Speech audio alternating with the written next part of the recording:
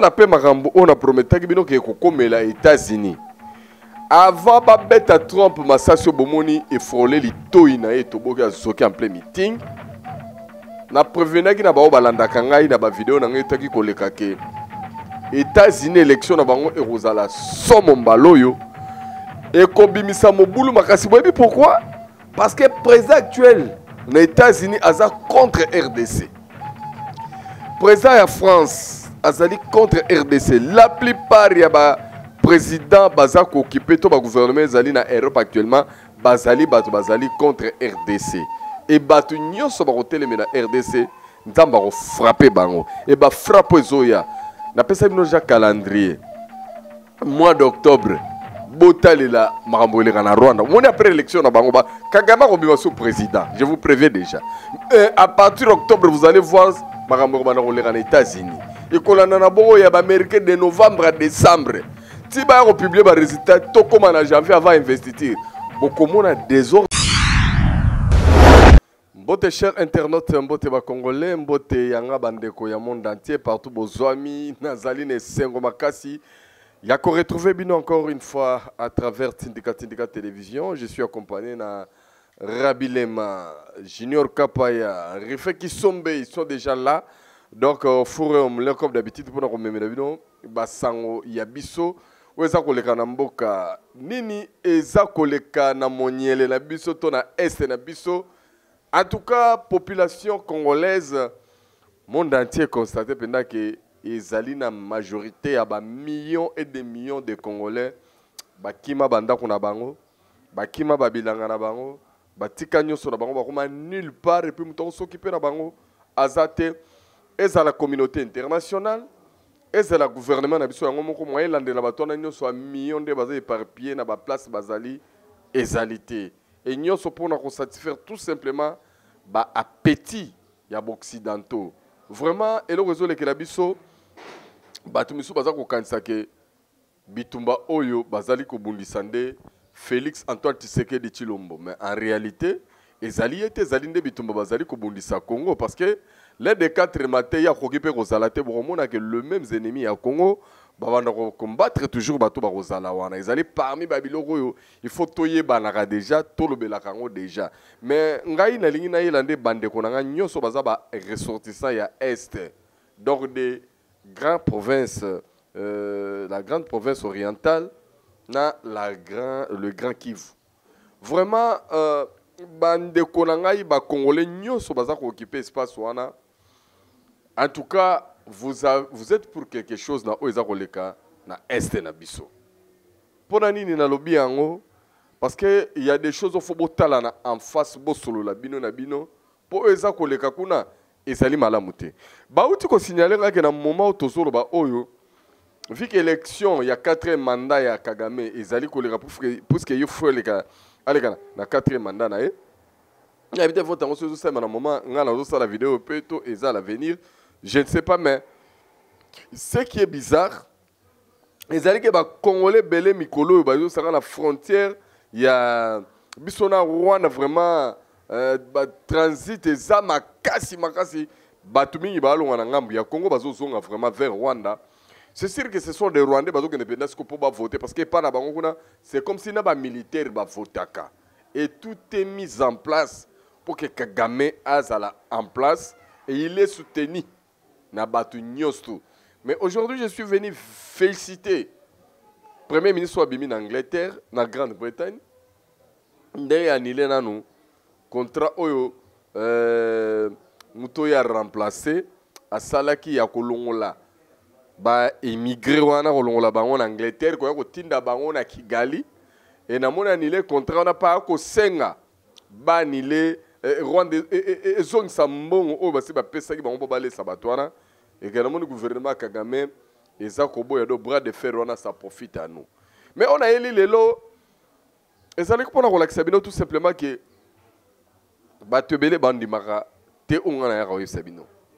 Nzambe azana contrôle pe nzambe na minute yo atelemisi mopanga na ye pona ko bundisa ba onyo so baza ko bundisa ekolo Congo na utaka ko sabino botala makambo zo komela président ya Kenya. Mais botala pe makambo on a prometaki bino ke ko komela États-Unis. Avant babeta Trump masasio bomoni et frôler li toina et toboki azoki en plein meeting. Na prévenaki na bao balandaka ngai na ba vidéo na ngai taki koleka ke États-Unis élection na bango erozala somo mbaloyo et kobimisa mobulu makasi boyebi pourquoi? Parce que président actuel na États-Unis aza contre RDC. Président ya France azali contre RDC. La plupart ya ba président baza ko occupé to ba gouvernement ezali na Europe actuellement bazali contre RDC. Et batu nyonso ba koteleme na RDC nzamba ko frapper bango. Et ba frappe ezoya. Na pesa bino ja calendrier. Mois d'octobre botalela makamboleka na Rwanda. Moni après l'élection na bango ba Kagame ko bima sous président. Je vous préviens déjà. À partir d'octobre vous allez voir makamboleka na koleka na États-Unis. Et kolanda na bongo ya ba américain de novembre à décembre. Si vous avez publié les résultats, tout comme en janvier avant d'investir, beaucoup de désordre aux États-Unis comme jamais auparavant. Et puis, il y a des pays morts en Afrique, il y a un niveau, il y a Bousso Bayandenge Wanati. Ainsi dit l'Éternel. Avec la France, non. Donc, c'est le début des commencements. En tout cas, Europe, les Occidentaux, nous sommes en moto parce que nous sommes en moto. Comme si les Congolais ne sont pas des humains, on a intérêt à coltan, lithium, cuivre, diamant, cobalt. Donc, tout ce qui est comme richesse, on va profiter de Bissouana. Il y a un plus important que les Congolais, les humains congolais. Et puis, vous voyez la même bango édité. Vous verrez que l'Occident ne sera jamais mobilisé comme baza mobilisé pour l'Ukraine. Mais l'Ukraine peut aussi là bientôt parce que renverser mes alliés. Et le nouvel ordre mondial, les alliés menacés, et c'est Dieu qui l'a voulu. Tout simplement parce que Baké a touché la nation moko innocente. Oh yo lelo Congolais à sala bato le côté pourtant tous aki nation moko hospitalière to pesa nyoso to fongolais la bango bazela to fongola maboko to sala nyoso mais ba négliger biso beaucoup mona makambo koyé la bango. Makambo ezoleka na este na biso siko pona makambo etali mampinga na biso FARDC na biso ba wazalendo na biso biso photo zala sima ya mampinga na biso tozala sima wazalendo et lelo ba communiquer zobima na gouvernement belge pona ko condamner Rwanda atika ba soutien na ye na ba M23 atika ba soutien na AFC atika ba soutien na pe ayeli susu ko condamner biso ko tia biso au même pied d'égalité na Rwanda ke biso pe na tour na biso gouvernement na biso atika ko soutenir ba wazalendo na ba FDLR. Bawazalendo biso gouvernement na biso kotika ko soutenir bawazalendo pourquoi pendant que ezali ba patriote o bazali ko appuyer armée na biso et lelo na lingi na soulever le komoko bato ba olanda ngai ba congolais belé ba fanda na désespoir ba fanda pe pona ko sous-estimer makambo za ko leka na est comme si gouvernement Tshisekedi na ba mapinga na biso ba ko sala le côté est-ce que ça vrai que bazo sala le côté moi je ne crois pas. Baza ko sala loko mais ba pourquoi so ba ko sala moi il faut tenir compte nango ezate na pesa bino exemple moko muke puisque M23 actuel na AFC c'est comparativement ndenge moko na AFDEL tango zaki ko ya Laurent Désiré Kabila même méthode même mode opératoire façon baza ko yela mais différence c'est anine AFDEL a bandi bitumba na 96 et na 97 azu Congo Mobimba. De 96 à 97, Azu Congo Mobimba. Ezaki époque technologie zaboyete, ezaki époque communication zaboyete, ezaki époque oyo campagne de désinformation ezaki makasi boyete. Mais afdel le roi Salabiso, tant on a occupé mboka na biso à détruire système sécuritaire, système de défense nous ont infiltré biso, administration biso ndenge toza boye lokola pays. En tout cas, tu tika limingi na mikanda. Tu tika limingi na ndenga protocolaire na télévision. Mais na base, na fond, on nous a détruit ce qu'on appelle l'autorité de l'État. Et ça la capita sous-souté parce que la plupart des fonctionnaires, des officiers armés, la plupart des batouana, bazara déjà inféodé na fléau AFDEL. La plupart bazana ba travailler vraiment ce sont des agents doubles la plupart. Et bazar difficile à dénicher par rapport à l'infiltration parce que vous savez nos ennemis se sont bien préparés à temps pour nous infiltrer. Ils savaient que façon de réussir, ils sont tellement divisés. Tous a tellement na boyo qualité puis si ba étudier que classe politique na biso que baza ba classe politique moko élite congolaise au baza batu balingi kaka mbongo na positionnement individuel wana betide basale la biso déjà lelo c'est mis en pratique quand vous regardez la façon les Congolais vivent na ndenge to fonctionner za na autorité mais ça dit que muto na Congo baza même assister na gouvernement na yemo autorité ne ba beta ekara. Or le président de la République ne peut pas se multiplier partout. Et ça, c'est la base de la biso. Et on nous a détruit comme ça. Maintenant, depuis l'avènement de Félix Antoine Tshisekedi Tshilombo, mais bien que tu as un mingi bago finga mais pondérement mais c'est Thomas yo côté la bwendenge nini. Ngana zo côté la tenga na lo ba makamna mona. Vous savez que depuis Congo et bandi depuis Félix Antoine depuis 2019 ba bandi biso bitumbo na 2022. Mais de 2022 à 2024 ça fait 2 ans lelo. Tout autour kaka ya Nord Kivu. Bazo tu retour à Nord Kivu. Résistance oyo goma ti lelo zo kokoko yate. Bazo kokoko na Sud Kivu te. Province orientale ba kokoko mate. Vous savez pourquoi? C'est parce que Félix Tshisekedi est venu changer beaucoup de choses. Nabi ke ba tebele bazaka na ba proposition pour proposer que non, étape telle changer boy. Et na batu nyonso balobaki. Na ba recommandation ba pesa que président de la République qui était cette fois-ci la plupart des officiers armés. On va travailler déjà trop na est, faut que longo la bango na est côté da bango na ouest ko zo ba o ya koto ko tinda bango. C'est une bonne idée. Mais moi je vais plus loin. On a proposé que la plupart des généraux bazala sous na est. Ça c'est ma proposition moi qui n'engage que moi. C'est mon point de vue. Ba meka ko zo ba major, ba colonel, ba capitaine, ba pesa bango. Et puis la plupart au Baïsika. Ça va donner quelque chose, je sais. Parce que la plupart des officiers qui sont là-bas, ce sont déjà des affairistes, ce ne sont pas des patriotes. Ceux qui écoutent Babylone, ils ont résisté à Wazalendo. Si ça dépendait quand ce sont des gens qui cachent beaucoup de choses au chef de l'État. Et Rolandais, la peine à Rolandais, Hollande, la loupe, même. Mais je vous dis, nettoyage Ezakoya. Nettoyage Ezoya. Et ça, c'est la dimension ya makasi faut la bateau ba kotaka la spiritualité pour vous comprendre la dimension de nettoyage. Nettoyage oyo. Et ça, la nettoyage monsieur Rosalema na volonté en Nzambe. Même si c'est la volonté chef de l'État, parce que chef de l'État azana motema ya bolingo mingi. Alingi batu mingi, ali kopesa confiance na batu mingi. Et ça, Dieu va faire en sorte que batu mususu bakolongwa. Même na contre volonté nae, Dieu va faire le miracle en sorte que nandenge bango yemro a se débarrasser na bango yemro azo comprendre te et zo yaka déjà. Moni bitumbo bomoni zo le kana parti politique à président de la République. Eza mo pepe. Et le même va souffler ti na ba institution sous ça vraiment ba traître. Ba tout nous va travailler na mamote mamabe na makamboyo. Dieu va vous confondre. Wana ezali makamboyo ezali koya. Et c'est pourquoi on a recommandé na ba Congolais mingi bande konanga mingi. Sambela nzambe apesa yo grâce aux ala vivants. Okomi mone la makambo na koloba ezali koya. Parfois quand je parle, beaucoup de gens sous-estiment. Et vous avez aussi raison parce que déjà dans le bagarabino que sont monité kondimate, le rôle na ntormi badatu anate. Makambo na wana no été. Osano na raison.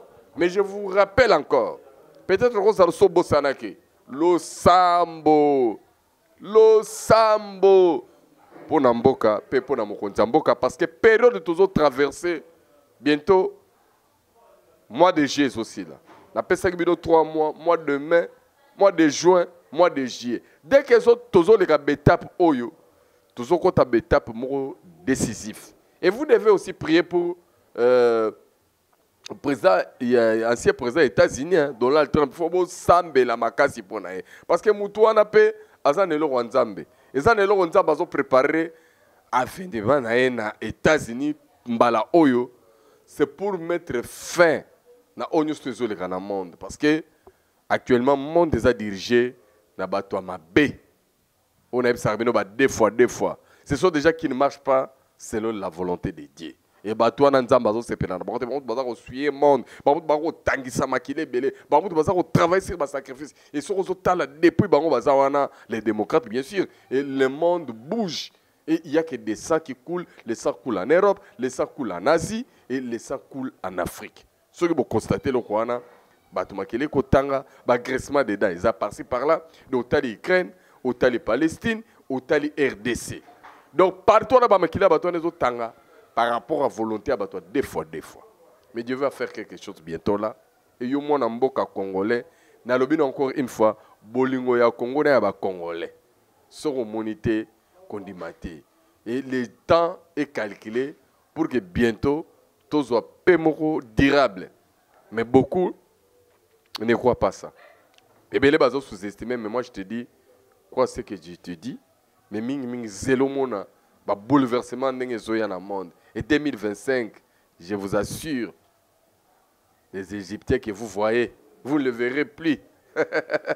2025, alors je voulais rassurer les Congolais que vous pouvez sa confiance dans Mampinga Nabiso, vous pouvez sa confiance dans l'institution Nabiso, vous pouvez sa confiance surtout dans mon compte Yamboka. Beaucoup de l'Osambo Ponaye, il va changer beaucoup de choses.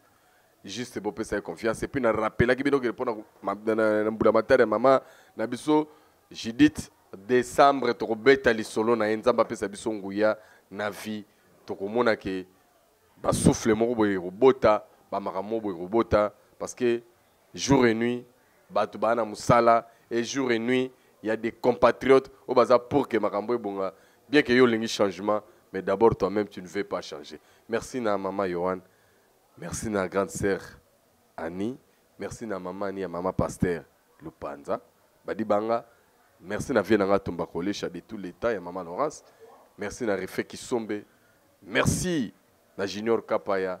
Merci na Rabi Lema. Ba Congolais partout boza dans le monde entier.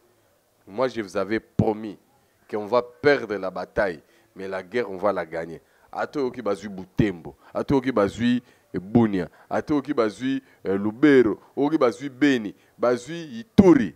N'ayez pas peur. Kobanga na yote. Eza ba foué à trahison, ezali makambo minéré. Mais discours to za koyoka, ça n'a rien à voir avec nous. Mais narratif moi il changer parce que batubeli bana besoin de dialogue mo boykota. Na dialogue on a kombo M23 so botali, mikolozo e bana rolimwa AFC mterozo mata AFC ana. Ils sont probables que les Congolais et beaucoup ne sont pas concernés.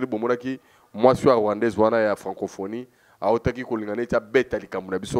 Mais tout ça, l'histoire du Congo, les sang des Congolais et bandits qui ganga par-ci par-là et le monde entier va déranger dans le Italie Congo. Et est-ce que les Congolais, tu sais comprendre ce est-ce que les Congolais, tu sais tenir ya nango. En tout cas, que chacun soit interpellé et que chacun comprenne que le problème est que na est, ezali kamuna yo, ezali kamuna ye, ezali kamuna biso nyonsto. Pour tout développer, pour ma maman boza ko passer pour na Congo ya, il faut qu'il y ait la paix parce que beaucoup de ceux qu'on mobilise, ils sont ennemis na mamba bitumba na est.